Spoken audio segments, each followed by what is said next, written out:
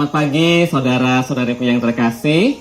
Salam sejahtera, sehat dan senantiasa ada dalam lindungan Tuhan. Saudara-saudariku yang terkasih, dalam perayaan Malam Paskah, sesudah imam menyampaikan homili, ada ritus pemberkatan air baptis. Pemberkatan air baptis ini sangat berbeda dengan pemberkatan air suci pada umumnya. Dalam pemberkatan air baptis pada Malam Paskah, selain disertai oleh rumusan doa yang cukup panjang yang sudah ada sejak abad pertama, jadi doa ini sudah sangat kuno. Imam juga akan mencelupkan lilin Paskah dalam bejana baptis yang berisi air 1 atau 3 kali, lalu membiarkan sementara di dalam bejana baptis itu. Menarik bukan?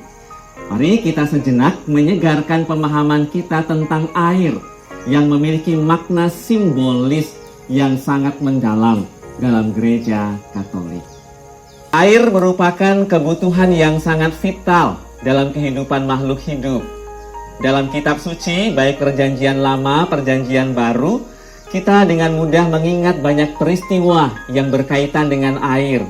Seperti peristiwa air bah pada zaman Nabi Nuh, peristiwa bangsa Israel yang melewati laut mati yang telah kering, Yesus yang ngobrol dengan perempuan Samaria di pinggir sumur Yakub tentang air hidup, juga lambung Yesus yang ditikam serta mengeluarkan air dan darah. Dalam liturgi gereja, air juga memiliki peran penting dan makna yang sangat mendalam. Sakramen baptis yang menjadi pintu gerbang untuk dapat menerima sakramen-sakramen lainnya juga menggunakan air sebagai materianya. Sejak zaman dahulu, air digunakan sebagai sarana penyucian dan pembersihan.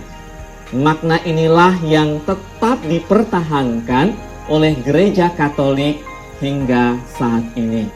Namun yang harus kita ingat bahwa air yang digunakan adalah air yang telah didoakan dan diberkati oleh imam. Jadi bukan air sembarang air. Dengan doa dan berkat Tuhan yang dilakukan oleh imam, maka air menjadi sarana penyucian dan pengudusan. Dalam perayaan Malam Paskah ada ritus pemberkatan air baptis.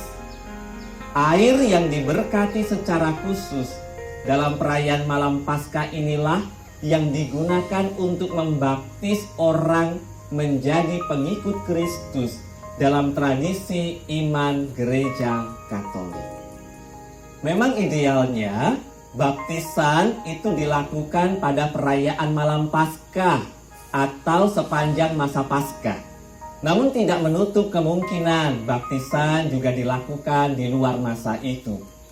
Air baptis ini berbeda dengan air suci yang digunakan dalam perayaan sakramentali seperti berkat rumah, berkat kendaraan, berkat benih tanaman, ataupun benda-benda rohani lainnya. Air suci juga didoakan dan diberkati oleh imam. Bisa saat Malam Paskah atau waktu lainnya. Namun dengan rumusan doa dan berkat yang berbeda. Dan biasanya pada pemberkatan air suci juga ditambahkan pemberkatan garam yang nantinya dicampurkan ke dalam air. Sama-sama diberkati dan menjadi air yang suci untuk digunakan sesuai dengan maksud dan tujuan yang telah ditentukan. Air baptis yang diberkati pada Malam Paskah dikhususkan untuk pembaptisan. Namanya saja air baptis. Lalu jika air baptis habis, sementara masih akan ada baptisan, apakah boleh menggunakan air suci? Tentu saja boleh. Bahkan dalam kondisi darurat pun, hukum gereja dengan tegas mengatakan dengan pembasuhan air sungguh, baptisan tetap bisa menjadi sah dan layak sesuai kanon nomor 849. Namun sebagaimana dikatakan dalam hukum gereja dalam kanon nomor 853 yang menyebutkan air yang harus dipergunakan dalam menerimakan baptis di luar keadaan terpaksa haruslah air yang diberkati menurut ketentuan-ketentuan buku liturgi. Dari kalimat ini sudah sangat jelas bahwa memang idealnya baptisan menggunakan air baptis.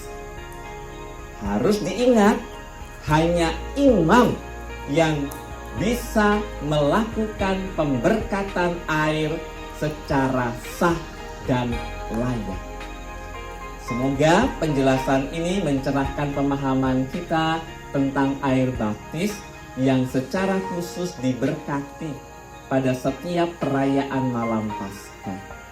Namun, lebih dari itu, mari kita syukuri rahmat pembaptisan yang telah kita terima, yang mengangkat kita semua menjadi putra dan putri Allah dan menerima jaminan hidup abadi.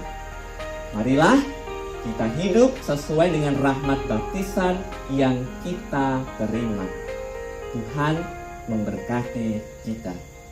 Vivat Cor Jesu, Per Cor Marie.